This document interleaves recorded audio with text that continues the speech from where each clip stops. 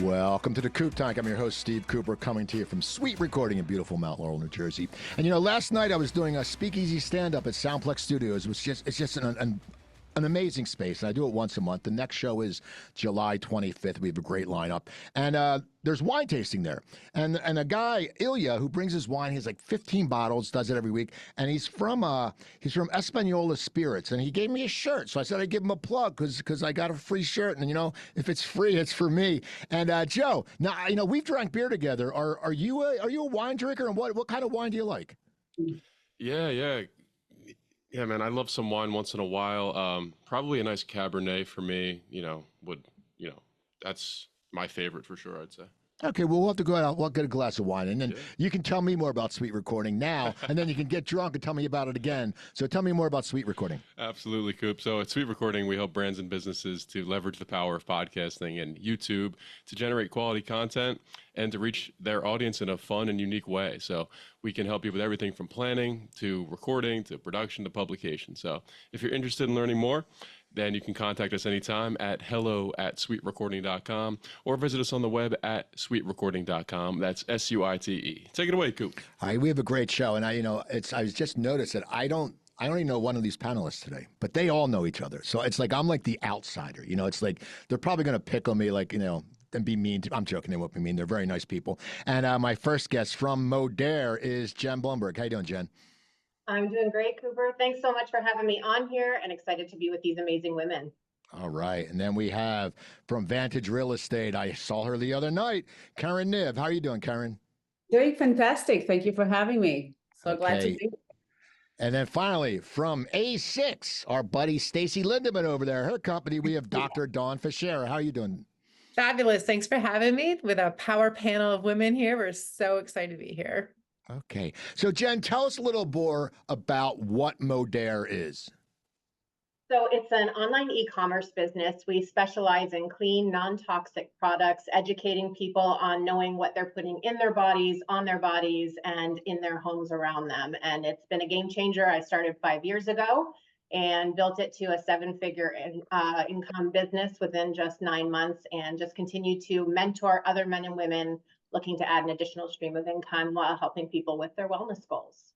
Okay, and how about Keren? Keren, why don't you tell us a little more about Vantage Real Estate? Because I know you're newer with them. Fairly new. This is my second round with them. I was with them back in 2019, which was a very easy transition for me. It was a no-brainer since I have a background in real estate and residential. So just coming into the commercial world was just a very organic way to get into. So what we do is we actually creating an opportunities for client to achieve goals. So anywhere from expanding, relocating, it's a land acquisition. It could be anywhere that is a business oriented. Okay. And I like saying Dr. Dawn. My cardiologist in LA was Dr. Dan Eisenberg. But tell us more about A6. So A6 is a consulting agency. You've had Stacy on a few times, and she runs the CFO. She's the CFO officer, and she's the the owner, CEO, and she's branched out into various opportunities. So with A6, I do the leadership development, and my specialty is in AI. My doctorate is in innovation and design thinking. So my specialty is AI integration across multiple verticals. So the leadership development in the traditional sense, as well as including the AI. Making folks understand it's more than just chat. Like, this isn't going anywhere. It's more than just chat. And it's an incredible opportunity to capitalize on something that's groundbreaking that we all have access to. Okay, that's good. See, I'll throw in on AI in a while. I think AI is great, but I have an opinion about when people post with it and everything looks the same and it's cookie cutter. Oh, it's terrible. They're so easy. Yeah, we'll chat. Yeah. So, Jen, tell us, how did you end up where you are? You've been here for 5 years. What was your path to get to where you are? So I've worn many hats in my lifetime. I'm 50 years old now. And so I just going back one job, I worked for a mobile technology company. It was a startup company. I worked with them for 10 years, building their sales team. I also brought on our large clients. So as that happened, I became the project manager. I also did Q&A and testing for the app itself to make sure everything was working correctly. So I just feel like so much of that I was able to carry forward, but I traveled nonstop. I traveled 2 weeks out of every month, 6 months out of the year. I mentioned I'm 50 now. My boys are 10 and 12. I never saw them. And so for me, it was a transition of building my own dream where I still got to help people and mentor people, but also got to decide on my own schedule and actually be present in my family's life and, just pursue my dream while helping people find their own. Okay. How about you, Dawn? How did Dr. Dawn? Is it all right if I call you Dawn or to call you Dr. Dawn? I don't know. Whatever makes you happy this time. It's all good. I'll I'll go answer back and forth. most things. I'll call you Doc. No. Doc's good. So Dr. Dawn, how did you end up at A6? What's your path to working with Stacy? So very much like Jen, right? So worn multiple hats. Stacy and I met over a decade ago through our kids. They went to elementary school together. So we're all Cherry Hill ladies. But they went to elementary school. We formed a fast friendship. And I had a background in multiple disciplines and verticals. I was in PR, marketing, branding, journalism. I had worked for a small but boutique PR firm in Ardmore for quite some time. So I was leveraging that background. I segued with my young child too. I segued into fitness. And from there, I went back to school. I have my master's in strategic communication from Villanova, but I went back to school for education because I had the opportunity to teach at JCC camps. Recognized that like education is where I needed to be. So I came into that vertical, got my doctorate in innovation and design thinking, which then pushed me out into that leadership innovation world. I had trained the C-suites and media training before. So kind of taking all those varying backgrounds and then applying them to Stacy. Stacy was brave enough and bold enough to break out into her own, create her own, talk about her wellness. And we talk about like being present in her life and creating her own schedule. But she was brave and bold and broke out into her own consultancy and, asked me if I wanted to join on board. And of course, she's, we're all best friends. Like, of course, we're going to jump on board and make anything happen for her. And at the same time, it helped leverage our own skills in different verticals and ways to help each other. Okay, I'm Cherry Hilly's class of '82. I'm dating myself, but that's my school. I'm a Cherry Hilly's guy. Keren, how did you end up in real estate? Yeah, so I have my story is a very interesting. It's a successful immigrant story. So that's what it is. It's me needing the point to actually prove to myself that I can actually do it and create it. And I think real estate was just the right fit to my character, to have the freedom to create my own business. And with real estate, I find that there is a dynamic of people and places and creativity and the freedom to be your own leader. And as much as you put into within the challenges, the ups and downs that came to the market, we were able to understand and see how we can progress for one field to the other. So starting with the residential, with developing and understanding the steps that needs to be in order to create. So the pie is unlimitless. It's a limited amount of pie. It's a matter of how you invest and how much time and an effort that you put within it. So I'm happy to be part of people opportunities and just helping them grow into an accomplishment that they need for their families and their future business. Okay.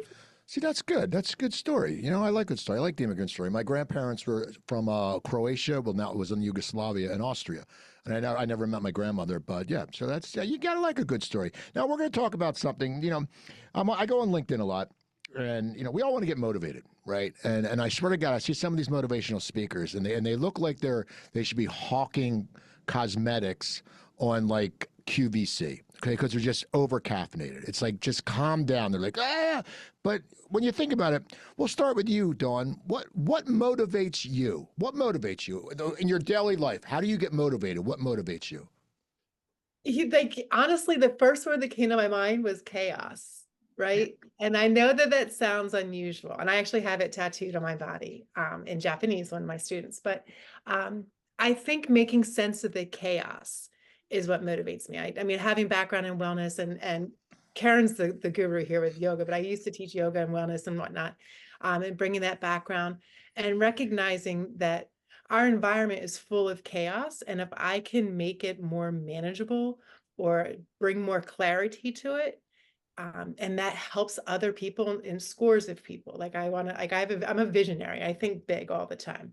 So if I can take chaos and make it manageable, and much like that chaos theory, like you're in between, right? So if I can take that moment and make it manageable and accessible to others, that motivates me.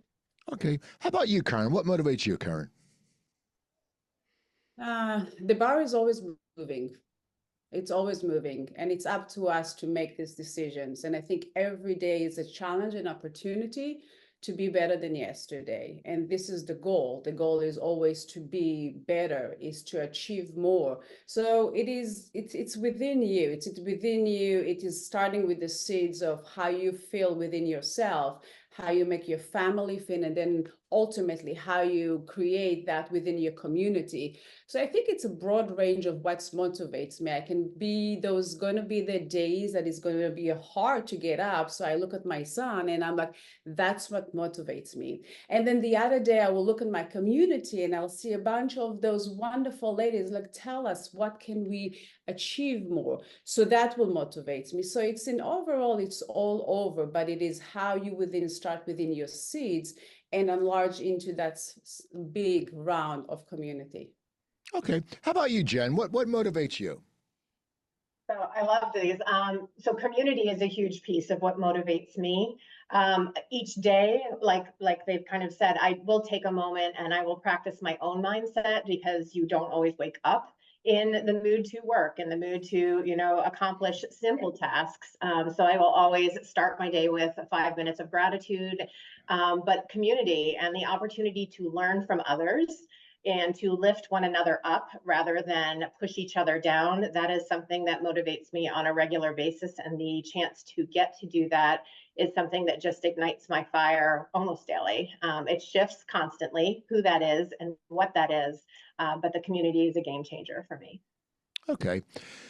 So you're all motivated. That's good. And, well, even when we get motivated, you talk about, sometimes you want to do anything. So you're all motivated. And sometimes we face obstacles. They can be something small. They can be just, you wake up 5 minutes late. But we'll start with you, Karen. What's an obstacle that you've faced and overcome lately that makes you proud about it? What's something that you've overcome in the last year that you sit there and go, oh, man, I kicked that ass. That's good. Oh, my thought of myself. I am my own enemy be able to make it. It is challenging. I'm in an extremely challenging, the economy has been very challenging. And today in overall is how we build into our next step is extremely challenging. So overcoming it is knowing that there is a source of the willingness to try, the willingness to get up and look on the obstacles and learn from them. Basically, if it's not me, I mean, my story goes, even more intertwined than that, but I'm the catalyst of being able to make it through others, when the others is actually believing in me. So for overcoming is like the others believe so much that we can achieve it and create it. It gives me the strength to achieve it. Okay. Especially with John and Jen. See, there you go. Now, Jen, what's an obstacle you've overcome lately? Definitely self-belief always kind of falls into it, but in my area of business where I'm trying to help people, whether it's on their wellness side or a business side, and it's just not, they're expecting immediate gratification, right? We're in this world of immediate gratification. And so it's to always remember that it's not a personal, it's to not take things personally when it doesn't work out for someone else. Their reaction is their reaction. My reaction is I get to choose how I respond to it. And so the obstacle of taking it as a lesson versus an obstacle, I think in those situations, and not taking it personally, but this is a business. Even though I do it with my heart, it's a business where I'm trying to help and I can't make everyone happy. So what can I learn from that to apply going forward and to help them through it while I help myself without becoming doubtful of my abilities? Okay, that's good. I used to hate myself. Now I just dislike myself. So that's something I've overcome. So that's always been a good thing for me. But actually, I don't know if it's a dislike or it's a disdain. But Dawn, what's something you've overcome lately? I'm actually going to give a very literal overcoming. I learned how to Python code yesterday. So that's something, I mean, dealing with technology and innovation, there's basic coding that you really should come equipped with, because, creating chatbots, and you can do no code and code, and just being able to kind of leverage that technology. It doesn't come easy because it is a different language. So just kind of gearing up. I'd been telling myself I was going to learn it, and then I took an 8-hour course yesterday, and and spent time learning the language. So and one of the great things about that is that that fail forward motto, right? Like there's those ideas of like, you have to be able to fail. You have like obstacles and failures feedback. So like constantly being at it, and I like writing lines of code, and it wasn't going through, or the error message would come up, and like having to say like, oh, is this the colon? Is this where am I missing it? Is it an indentation issue? Is it a quotation issue? And all those, I mean, that's just one like particular literal example, but really it's about those little mini failures, and how do you manage those on a regular basis, right? How do you accomplish moving past and pushing through those failures, and not like having imposter syndrome, and not having your headspace get all crowded with negativity, and really kind of keeping that at bay, being able to talk yourself out of that. Like it's feedback. And I really obstacles, failure, I really want to like press upon folks to understand that's just part of the learning process. It's supposed to be uncomfortable. Like if you're learning, it's going to be uncomfortable. You're going to face obstacles. If you're not facing obstacles and challenges and failure, you're not pushing enough. Whether that's like something in your private life, in your professional life, in your health, in your wellness, you got to keep pushing. If it's uncomfortable, then you're getting somewhere. Okay, that makes sense. So as I said, this is an all-female panel, and I had an all-female panel last week, it just happened like that. And I always said one of the reasons why I like an all-female panel is because my mom graduated Temple University in 1952. Okay, in marketing. She was the only female in her classes. But before she graduated, she was offered a job as a market research manager at Campbell's Soup. So I just grew up with, a mother, and then she left and raised us. And then, because I grew up very suburban, and she went back to work when we were old enough. And so that leads to this question. She's a very important person in my life, and that's why I have these female panels. But she's also important because, she'd always told me, always ask, because the worst you can get is no. And for my other podcast, Cooper Talk, when I asked to get Ed Asner on my show, I got him in a day. Stephen Van Zandt, same thing. So I wasn't afraid, even though you hate getting rejected. But that being said, and we'll start with you, Jen. Who's someone and it could be past, it could be now, but who's a person who's played an important role in you becoming who you are?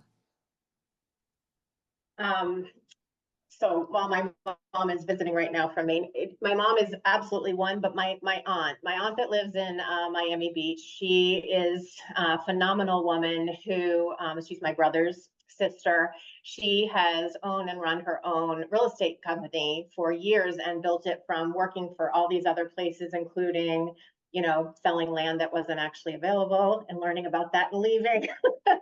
But she just has a heart of gold, but also a strong business mind. And just sometimes you'll put someone on a pedestal and then they do something, and you're like, oh, they're human.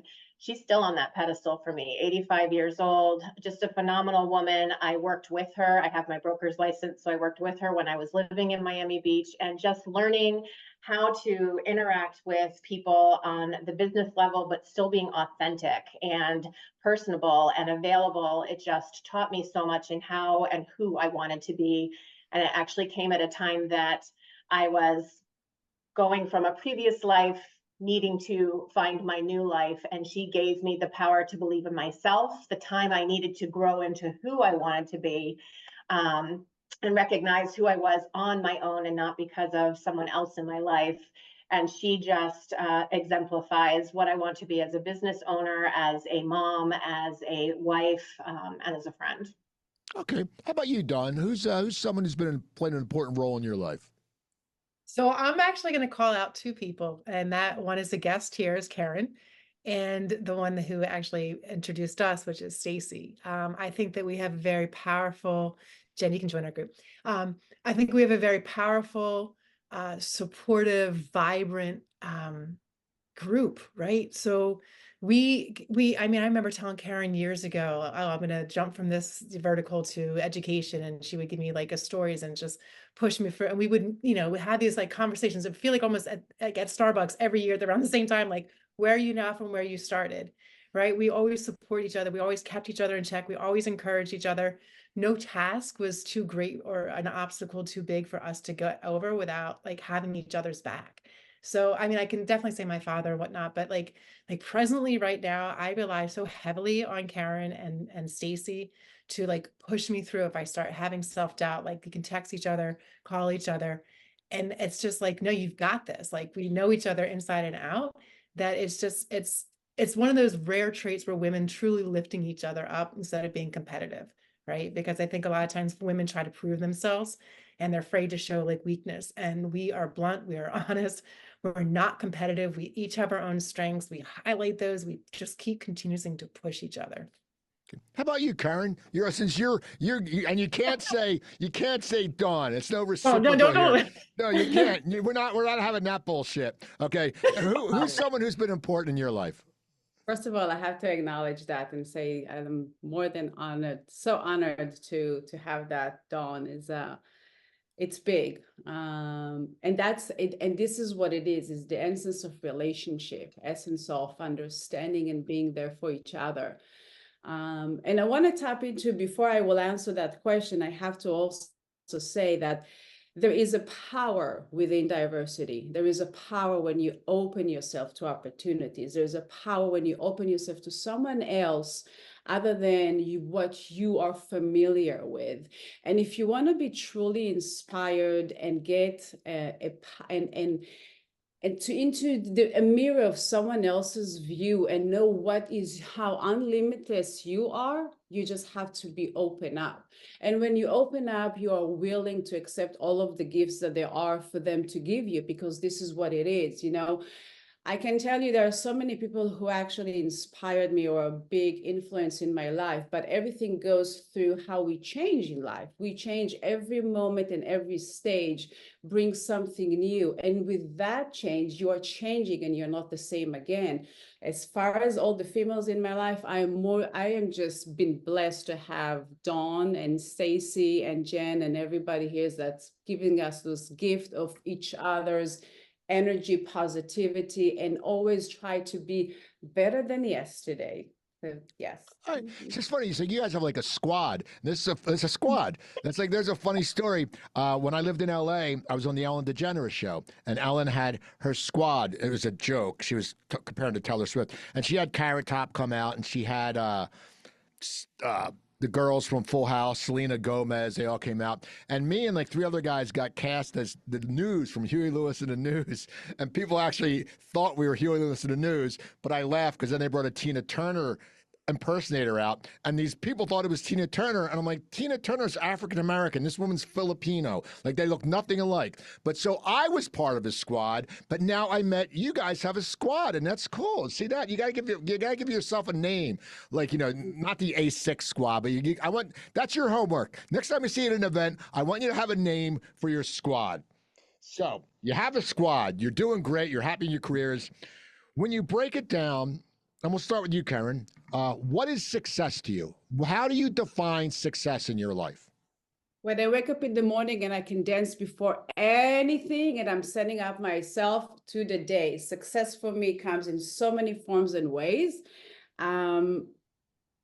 It is the knowledge that I actually did the best that I can with what I have and trying to do even better and more for everybody else. It is being able to be financially independent is a huge success. Is that what's going to define me? Not necessarily, but I feel like when I look at my kids and I'm like, I created a good people that are actually extremely happy and want to be given. It is a huge success. Knowing that my friend tells me that I inspire them, it is a success. I think it's an evolving feelings that it's an endless of growth. Okay. How about you, Dr. Dawn? Well, you're a doctor, so is that a success? No. But tell me how do you define success? I think that like it's a lot of lines of what Kara was saying too, right? It's like every single time that you've pushed yourself and you're able to to wake up and really smile at the person that you see, right? And like those experiences of, being a parent, being a mom, being a partner, being an educator, being a leader, being a creator, all of those, being able to, like, to me, like, embracing everything that life has to offer and not just like having tunnel vision. There's so many options and opportunities. And everybody used to joke about like, oh, the jack of all trades and whatnot. But truly, really, we walk through this life but once. And there's so much out there to experience. And success to me is getting to taste the world, to really taste life. What does it have to offer? What can you experience? What can you share? How do you move yourself forward? Right. And yeah, it could be financial success. It could be a partner or emotional success. Right. But like how do you navigate all those ambiguities and keep going and experiencing, tasting life? Okay. How about you, Jen? What's success to you? So not to sound morbid, but what I honestly do on a regular basis is think, if today was my last day, would I be where I want to be in my life right now? And if I'm not, what steps do I need to take today to make that happen? And so making my family a priority is absolutely success for me. Having financial stability is absolutely success for me. But there are things, like Keren mentioned, needing to step out of your comfort zone. You have to get uncomfortable in order to grow. To me, success is figuring out those things so that I don't have what ifs at the end, so that when my final day comes, I know I lived my life to the fullest, and that I portrayed that same thing to my children for them to live their best life. Okay, so you'll have success, as you say, and we're gonna get blunt here. Dawn, why should I do business with you? Why, when you're sitting there, what makes you different than anybody else that is in your field? Why should I do business with you? You're successful, you told me, but why should I do business? Yeah, I really believe fundamentally that I have a deep understanding of the needs that people have, right? Like I've been in service industries in varying forms my whole life. So when I say I serve, and I mean that very truly, no matter what vertical I'm in, I do serve, right? So I feel like I have a need, like I have a knack to like really drill down and deep dive and to see what folks want and to really try to make that happen and to work with them, right? A lot of folks will try to like develop ideas or solutions that they think will work for you without keeping you in the equation, right? Like, here's my problem. Oh, well, let me fix your problem, right? But they don't really get to know who you are, right? It's a with thing. It's not let me do for, it's let me do with. And I firmly believe in that. That's part of the design thinking creed, right? Is you're designing with your user. So I really fully embrace that mindset of like, I am working with you. And no matter what it is that you're trying to achieve, whether you're trying to understand more, gain knowledge, gain experience, do this, do that, whatever, like whatever your need is, we are going to work it together and collaborate together where you don't feel like somehow you're out of the equation and this was just like cookie cutter handed to you. Okay. How about you, Jen? Why am I coming to you? Why am I going to do business with you? I meet people who do what you do. What makes you so special? I would say it's authenticity and being a problem solver. Because when people come to me with a wellness goal, for example, I'm going to be asking questions where I listen much more than I talk. I might not have the right solution for them, but I will point them in the right direction if it's not with me. For me, it's not about the sale. My husband would kill me for that. It's not about the sale. It's not about the sale. It's about the person. And so just like Dr. Dawn just said, right, you have to listen and create the solution around them. And the same thing goes for when I'm mentoring people. My being with me with Modere may not be the right fit, but I teach them the questions to ask, the things to look for when they're looking at other streams of income, what will fit what their goal is. And people tell me all the time, you're exactly like you appear on social media in person. That's a rare thing. And I think that's what sets me apart. Okay. How about you, Keren? There's a lot of commercial real estate agents out there, and I would come to you because I know you. And I actually, I know Adam Rose from Rose Real Estate. We went to a Bob Dylan concert together in 1984. So I have a connection to him. But I would come to you because I know you and I run into you. But that's me, and you're on my show. That's also why. But why should I come to you when it comes to commercial real estate? Because, as you said, I can drive down Route 70 and see a bunch of them. Well, because first of all, because I'm a better looking than him, that's for sure. I'm a funnier than You him. are. I can take you into mindfulness and I can put some good music and good vibe. But with all sincere, it is about commercial real estate, and especially the real estate market is all about information and relationship.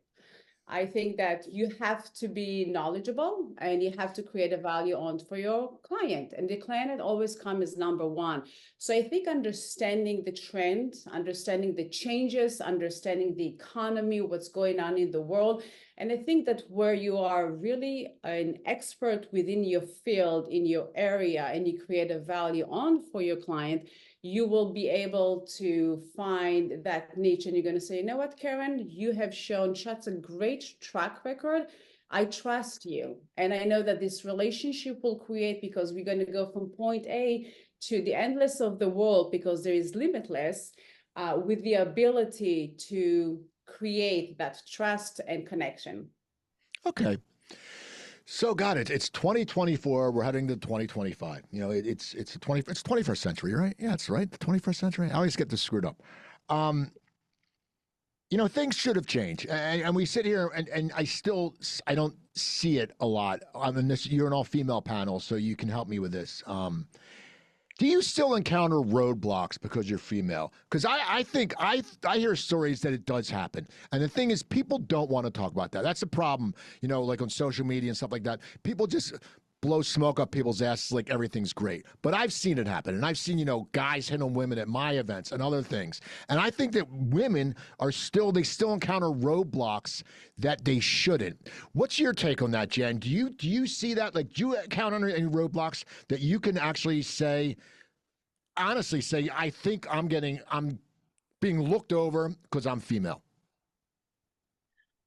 So not so much with what I do within Modere, but absolutely outside of Modere, when bringing projects, proposals to other men, normally is when it comes into play. If they hear it from me and then they hear the same thing from a male counterpart, mine didn't jive, and they're going to go, oh yes, did you hear what he had to say? And it absolutely is still something that we face. And I also think we as women sometimes are putting it on ourselves as well, where I mean, I'm a I co-run a women's self-love club group.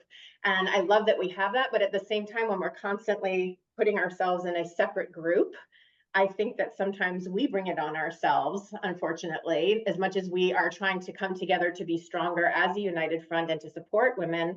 I think in doing that, sometimes we can intimidate the men when we do that. And so it comes into play with that as well. Okay, how about you, Keren? Because, you know, there's a lot of males in your industry. It's a great point that Jen just said, and I agree with you 100%. It is a matter of how we limit our creativity. And, you know, throughout the years of real estate, there is a difference between all the different hats that I was wearing. And one of them, you know, if you look into my yoga studio and my classes, I will feel there is really not feeling, you know, I'm still in a business. It's a different type of business. But in real estate, it is you require to be there. So it's hard to be taking a role of a motherhood, raising kids, and being extremely successful, not because the male is dominating or they down looking at you. It's because you have to really show up and do the best that you can and give 110% in order to be successful. So you are limited yourself with how much you give. So it is kind of sending into what Jen says. Okay. How about you, Dawn?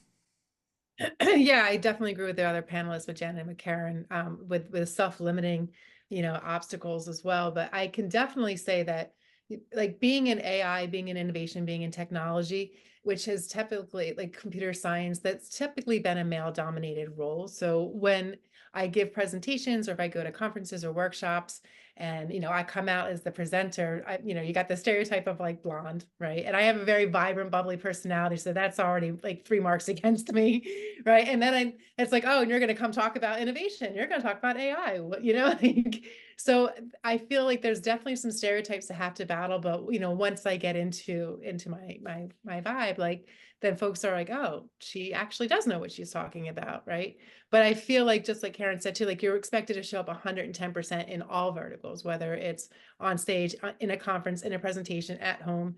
And sometimes we do put much on ourselves, but we're still battling some of that societal bias, right, that's out there. And it's getting better, but I mean, this could be a whole nother show, right? But I feel like once you go out there and you just have, like we talked about in the beginning of the show, is what's your confidence, what defines success? How are you comfortable with yourself? All of that leads into like being able to dig deep and have that self-efficacy and say, fuck everybody, right? Like, I don't care what you think. I know what I know, and you can judge me all you want, but I'm good with it. Okay. Now, Jen, you had mentioned about your self-love group, the love group, and all of you, Dawn, you mentioned Keren, how, you all support each other. And I've noticed that in South Jersey, whether it be Maria Grande's, thing, or Nabo, or I can't think of her name, Melissa Beach. She does something over at Parks Casino. So it seems like there's a very strong female bond. But then I see something like, and I brought this up last week, I see something like Caitlin Clark, who's a great player, but other women are ripping her down. Taylor Swift, and I'm a Swiftie. I like Taylor Swift. She's very talented. But I see people, and it's always like older ladies. I got in an argument with someone one time because she just went, ew. Someone was promoting a Taylor Swift thing, and she went, ew. And I said, why would you crap all over what this thing this person's trying to promote? Well, I don't like Taylor Swift. I said, yeah, but why? Don't start an argument with me. I said, I'm not starting an argument. I'm asking a question. But Taylor Swift gets attacked by other women. And I laugh. I'm like, she's done so much and young girls associate, they get her. So what is your experience? I know like South Jersey, there aren't people tearing each other down, but do you ever see it? Do you feel that women, and we'll start with you, Dawn, do you feel any women are trying to tear each other down? Or do you run into that? I think so. I mean, I think there's the balance, right? You're on mute. Oh, sorry. Okay, you're back. You're back. Okay. You said, no, it's the thing. Yeah, I think so. I think I alluded to this earlier this afternoon, is I think that some women get either they're complacent, or they get stuck, or they have a lot of self-reflection and they feel a lot of guilt or remorse. And then they put that on you, right? So like, if you are overcoming these obstacles and you are barreling through these failures and you're just kind of taking it in stride, I think that like that symbol of strength, it could be very enviable for other folks to look at, right? And they may have the same kind of life that you do, like they're running a business and they have a family and they're on a second partner, like all of those things, like, and they're watching you just barrel through, right? So I think that there could be a lot of healing that needs to happen for them, right? To be able to fully embrace and appreciate what the model is showing you, like what other folks are showing you. But I think until they can truly heal within themselves, then it's very challenging for them to support others. Okay. How about you, Keren? Do you ever see people trying to pull you down, man? Other women like talking shit, talking smack, and like, what? I'm a nice person. Absolutely, definitely. And it's natural. It's a natural. I don't ever take it personally though. And it's existed. And then when you just take things in perspective and you take this as you take the positive and you try to enlarge it, and you take the negative and you minimize that, then you're solid. Okay. So it doesn't influence me. I see it totally, definitely. I get it. Everybody has their own story. As Dawn said, it's the story of healing. So I will try to, when they shout and they battle me, I will just smash them with love and sunshine. Okay. How about you, Jen? Well, as the saying goes, comparison is the thief of joy. And I often find that women are constantly comparing themselves to one another, when I think it's so much more important to learn strengths from someone else and be able to share your strengths with them. And that's one of the things that, I've learned over the years, is oftentimes if someone's being nasty to me, it's oftentimes something they don't like about themselves. And if I find I'm feeling jealous of someone, I'm like, well, what is it about them that I'm striving for, or that I don't like about myself? But yeah, it absolutely is still out there. And I think with the various groups that we have, it's to try and reverse the effects of that and to be more focused on being your best self and lifting one another up. Okay. We're going to get into networking now, because I love the network, and I've met you all at networking. And I'm going to stay on this real question, and just give me a brief answer. Just say yes and maybe a little scenario in it. You go to a networking event. You're all women.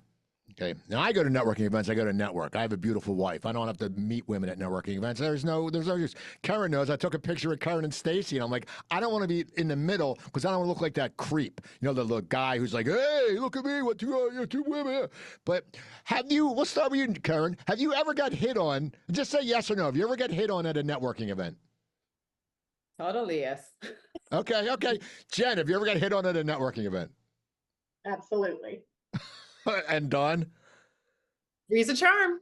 God, that just fascinates me. That's what I just love. I had to ask that question because last week it just fascinates me that people are so goddamn shallow. It's like it's a business event. Okay, so talking about that, we'll start with you, Dawn. What do you like about networking, and what don't you like? All right, two things. So I'll start with what I don't like about networking. I think that like it can come off very like inauthentic at some points, right? And it's like the same coin. It can come off as very inauthentic, and you're there, and there's a lot of like, judgingness and like, what do you do? And do you have this? And do you have like, it just kind of seems very superfluous, right? So I don't like that kind of like shallowness of them. But having said that, of the same coin, there are some real opportunities to meet some very authentic folks, right? Like, meeting Jen through networking, right? So these are events that we've met, our support systems. So just being able to it's like anything in life, whether it's a networking event, whether it's a job, no matter like take a walk in the park, right? You're meeting people, and it's really a matter of like, some of it's going to be great, some of it's not going to be great. What can you distill out of that experience? But you can't shut yourself out from it. Like, you have to go and jump in and dive in, because you never know when you're going to find that one contact who may not be a business contact, but they might be a lifelong friend or a mentor or a source of inspiration, right? So you've got to put yourself out there. Okay, how about you, Karen? What do you like and what do you dislike about networking? Networking is a phenomenal way to expand your horizon, your business, your understanding of people. The only thing I don't like about network that it's always come involved with a lot of the time is just in venues that they are not necessarily what I would consider to be a place of network. I mean, I would love to have more network outside. I'd love to have network that is combining a little bit more movement or music, or not necessarily always in a restaurant, in an environment that you have influence of noises, and authentic, good conversation come from a place that you can actually create that environment. So I love networking. I would support networking. I don't mind getting hit on networking. But I just think that the venue or the source of creating it should be just change a little bit. Or yes. Okay, you just gave me an idea. I'm going to have a networking event outside, and I'll get all those. Remember those little bubbles you get, and people do bubbles? It'll be a bubble networking event. There you go. Something different. It'll something be great. fun. Yes. Bubbles. I'm going to do that. I'm going to charge $10 a head, and you can come in, and I'll supply the bubbles, and you can all go out. Bubbles and silly string? I don't want silly string. That's because then you hurt the environment. You got to clean the shit up. So, Jen, networking, likes and dislikes. So I just got caught up with silly string because they make an environmentally friendly one now. Sorry. But yeah, I was going to say, when you go to a networking event where a lot of people already know each other, this is one of the parts that I don't necessarily like. And they're all clicking together, right? And so you're coming in, and being an extroverted introvert, I force myself, like, going to networking events where I don't know anyone is way outside my comfort zone, and I do it anyway. But then when it's like the clicks and people are not welcoming you in, those are the kind of networking events I normally don't return to. What I do love is the opportunity when someone new is coming into one of the events I'm at, getting to introduce them to people, getting to meet authentic people, the connections that are made, and lifelong friendships that absolutely come out of them, whether it's business, whether we get to work together, or just incredible friendships. That's just an amazing opportunity. Okay, we're going to stay with you. When we're talking about networking, what makes you a good networker? I think it goes back to, I love to listen. I love to ask questions. And so I never go into a networking event thinking, ooh, who's a prospect for me? What can this person do for me? I love learning about other people and how I might be able to help them. And in the process, if something comes about for my business, great. And if not, but I can help them, fantastic. How about you, Karen? What makes you a good networker? I know good people. I have a great people that can connect to each other. I would say. Okay. How about you, Don? Actually, my first word is a catalyst. Back in the day, I used to bartend all over Philly. So you have that like, oh, meet this person, they do this, and meet this person, they do that. Like, so I love to like be the catalyst. I love to connect folks together. Which one as a bartender is fantastic because you don't have to talk to them much longer. You can be like, hey, this person does this, and then you can walk away from them. Very similar to a networking event. You could be like, hey, they have the same ideas or verticals, or they could help you, and then you can just kind of easily walk away from them. But you're like, you're kind of making your rounds. Okay, this is a question I started a while ago, and if you don't do this, just say I don't do it. It comes to business books. I don't read them. I could give a shit about a business book. I don't care. It's funny. My wife's reading Harlan Coben. Someone gave them to her. She loves to read. Never seen her read a business book. They don't interest me, but some people are fascinated by them, and I see why there's a market because they do help people. But do you have any book, a book that you would recommend? I don't care. It could be a fiction book too. It doesn't have to be a business book, like, you know. But if it's like Jack Kerouac on the road, I'm not going to listen to you because that's the most overrated book around. But Catcher in the Rye is really good. But what is a book? We'll start with you, Dawn, because I know you're a business book reader because you get all these degrees and stuff like that, and you're always wanting to learn. What do you read business books? And if so, Richard Thaler, behavioral economics. Well, pick one that has really made a difference for you. That put an ingrate on your heart. I would say behavioral economics, and I believe it's Richard Thaler. I don't know. I was reading a whole bunch at the same time, but behavioral economics is very much like if you read Freakonomics, behavioral economics really just nails down how folks work, right? And how you can create, an enterprise based on that. And it's understanding people and how they work in the world, what motivates them, nudges, right? When you look at like the concept of nudging, all of that comes. Richard Thaler is by far one of my most favorite authors. So anything that he puts out, I would say get your hands on it. And Sustein is another one. Cass Sunstein, they kind of write together. But I mean, I still on a torrent of just kind of reading all of their stuff. But I read like Tversky. I mean, I could go forever about like books and people. Okay. And nudging. I hate when people poke me on Facebook. This one guy always pokes me because he listens to my other podcasts. I'm like, why are you poking me? You're a grown ass man. Like, why are people poking each other on Facebook? There's a difference, right? It shouldn't poke you. It should not be an uncomfortable thing. Nudging should be subliminal, right? So like there was like they did a bathroom experiment in one of the airports, and they put like a little butterfly in the trap on the bottom for when they go in. And it's very much like how we train our boys with Cheerios. Like they put a little butterfly in because it was so hard for these folks to go in and clean the airport like bathrooms, and the nudge, it bother you, you look at it, you aim better. All right. And it was much easier to clean. Well, I'll but really remember that. nudging shouldn't be like, let me annoy you. That's not nudging. That's poking. Totally different. Different podcasts, I'm sure. Different audience. How about you, Jen? I do a lot of reading. I'm in a leadership book club. The most recent one we read was Make Your Bed.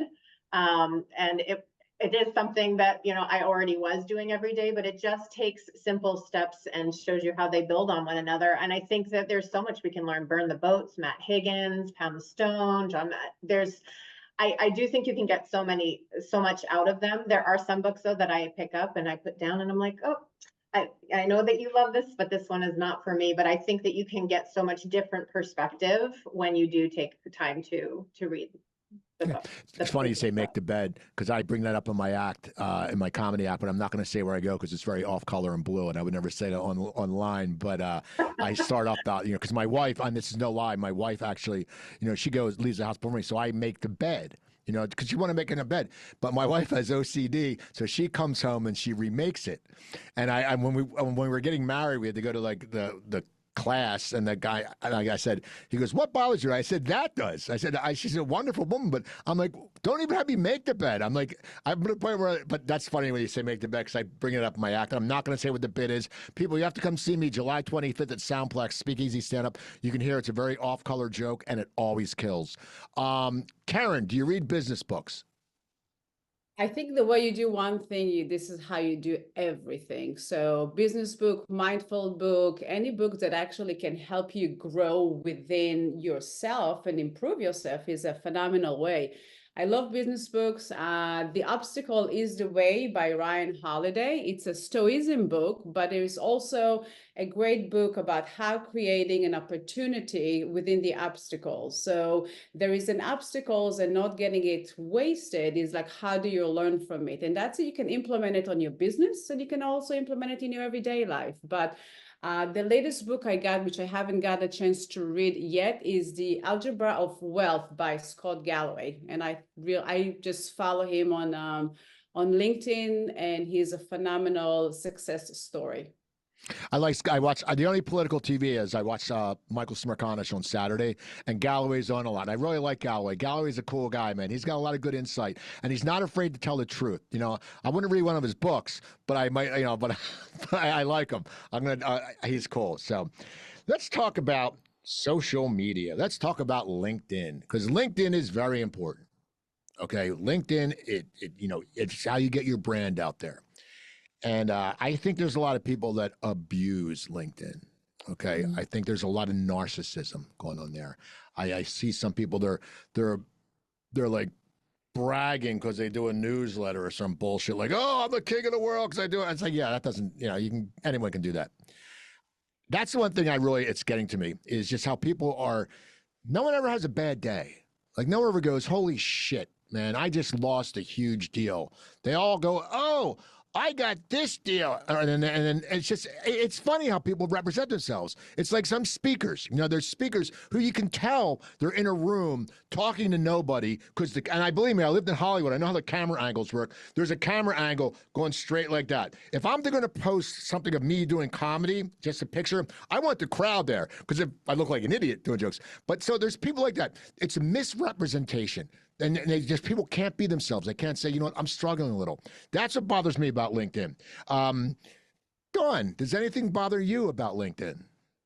Yes, and we again, you alluded to this earlier, but what's really driving me nuts right now is the AI generated LinkedIn posts or Twitter posts, right? Like you can absolutely tell. If I see the word unlock, unleash, journey, embark, I mean, there's a whole host of other ones with like the floating emojis.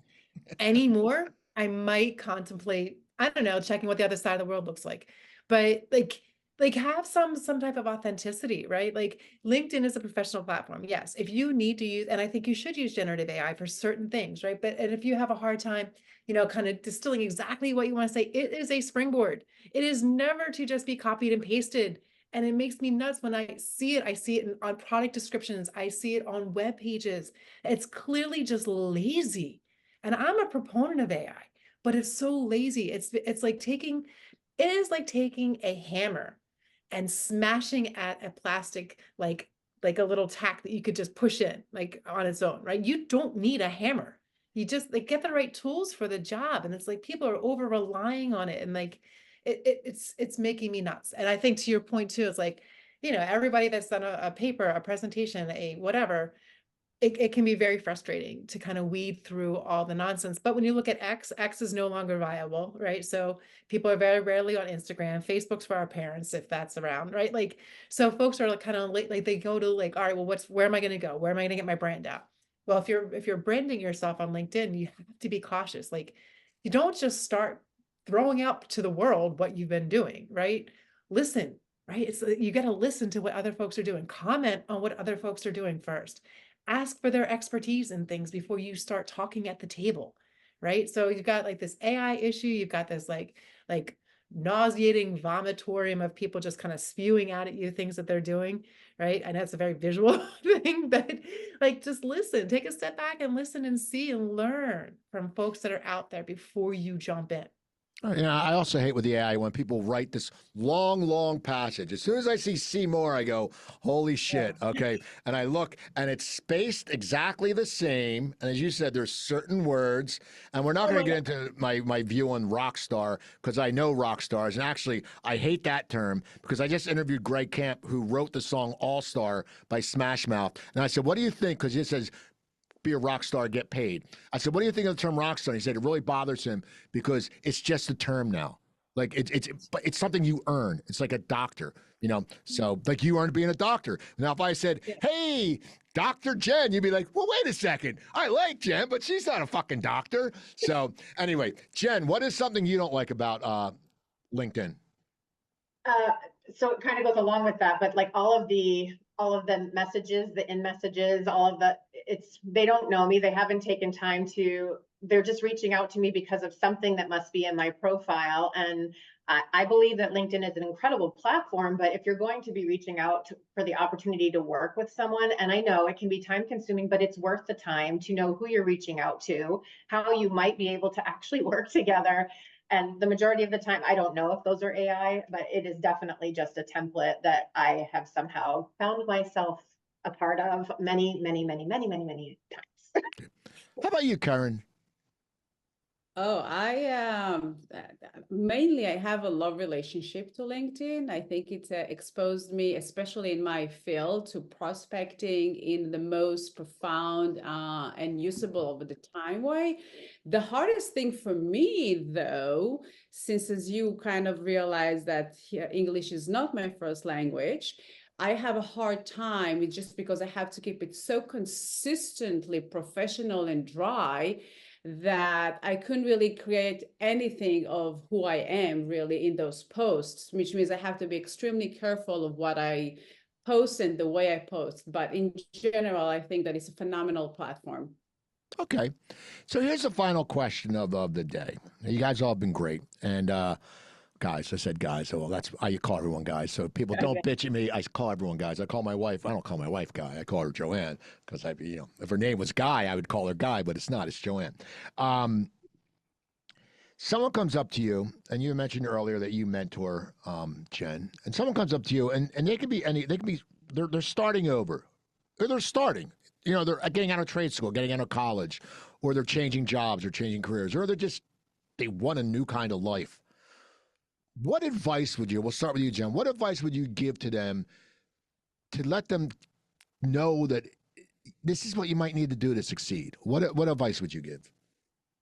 I normally will ask someone what their end goal is and say the most important thing that you can do is reverse engineer what it's going to take to get to that end goal. So you don't always want to be looking that far ahead. You need to break it down into steps. It might be a week, it might be a month, it might be and if we do work together, that is what we do. We see that end goal, we reverse engineer it, and we come up with a plan because there's going to be things to celebrate and work towards on the way to that end goal. But if they don't see the big picture and they only see the end, I believe they set themselves up for failure. If they fail to plan, then they need to plan to fail. So I want to help them avoid that. Okay. How about you, Karen? What advice would you give to someone? So I will take you to one of the most profound quote that I listened years ago by A.A. Cunningham. It's a children book, and it was one of the most great quote that I read. It was, "To be nobody but yourself in a world that's trying its best to make you nobody but yourself. It is probably the hardest. So just be authentic. Be yourself, and whatever it is, wind yourself back to who you are, and that's how you can succeed." Okay. How about you, Dr. Dunn? Yeah, it kind of goes with that whole physician, know thyself, right? And I think that if folks are leaving a trade or this or that, or even a job or career or partner, they've had some sort of experience, right, that have propelled them forward. And, whether it's reverse engineering, universal design, backward design, it really does kind of combine what both Jen and Karen are saying. It's like, no, like what turns you on? Like what makes you happy? I know it's like a kind of like a, what's the word I'm looking for? Stereotypical to say, or, like whatever, if you're happy with what you're doing, you never work a day in your life, but like find your joy, find your passion, and then figure out how do you maximize your joy? How do you maximize your passion at this end goal, and then work towards it? And who can help you along the way, right? And no one's going to say it's going to be easier. You're going to fall, you're going to fail, and it's okay, right? But the fact that they're even willing to take that step is telling in of itself, right? So kind of like look intrinsically what makes you happy, what turns you, like, you'll be in a situation when you're working, you're like, this works for me. This is what I was supposed to be doing. This is where I feel alive. And listen to your body. Your body will tell you, your mind will tell you where you feel alive, and tune into that. And then start working your way up to the goals and where you want to go and where you want to see yourself. But listen, right? All this is listening. Okay, well, this has been great. As you guys again, you women, you females, you ladies have been wonderful. How can people get in touch with you? You can find me. I'm on all the platforms, Jennifer S. Blumberg, and Jen S. Blumberg on Instagram. And my number is 609-248-6644. I'm always happy to help. Keren, how can people get in touch with you? Same. All of the platform. You can keep it in LinkedIn, social media, Instagram, Facebook, 215-669-5532. Okay. How about you, Dr. Dawn? I'm not handing out my number. I don't either. I don't even have my number on my business card, because I don't want to deal with people. If you want to talk to me, email me. But how can people get in touch with you? LinkedIn, right? Platforms. I mean, I do Twitter and LinkedIn. I always go to the inboxes, and like Jen said, it's a lot of it's trash, but a lot of it's been some really great connections, great questions, and I've reached out that way as well, and it's been very mutually beneficial. But I really do love kind of that like block of my personal life and my professional life. But definitely, like, all the platforms, you can look up Dr. Dawn Marie Fichere. I'm around. Okay, so people, reach out to them if you need their services. You can reach me at the Coop Tank at yahoo.com. A few things coming up. July 25th, Soundplex Studios, Speakeasy Stand-Up. We'll have wine tasting. We have a great caterer comes. She puts all these cool foods out. There's a piano player before, Mark Riccadonna, who's been on TV many times, is our headliner. A good friend of mine who's been on David Letterman twice when that show was around, might be doing a 10-minute guest set, so you won't want to miss this show. It's $35. It's BYOB. You can't beat it. Soundplex is the coolest place around. July 10th, at Splits Bar and Grill is Cocktails with Cooper. We've been averaging 60 people per event come out. It's loud. We're not outside, Keren, but it's a fun event, and everyone gets along. And there's something I've learned from networking. I guess I've alienated the pricks out there. So we get people who are just coming out to network. They're not trying to pass you their cards and doing that kind of bullshit. Ladies might get hit on, because it happened at the last event, I found out. Yeah, what else? Starting August 1st, you can email me, thecooptank at yahoo.com. Cooper's comedy classes. What I'm doing is, if you're afraid of speaking in public, or if you're afraid of going into a networking event because you feel anxiety and you just you're afraid of being in front of people, I'm giving a 4-week boot camp, and the last week you will be on stage at Soundplex. I'm having a comedy show with my students. I'm only taking 10 people, so email me at thecooptank at yahoo.com. It's also, if you have a business, it's a great team building event. So I also want to thank Joe Gangemi. I always point to the side like he's there. He's in the other room. He's not sitting there, people. Joe Gangemi from SuiteRecording. Joe kicks ass. That's why I come here, and that's why I keep my show here. And you can email him at hello@suite recording.com. I'm Steve Cooper. Keep checking out the Coop Tank. Rate us, make comments, keep watching the shows. CooperTalk.net's my other podcast. Have a great weekend, and I'll talk to you soon.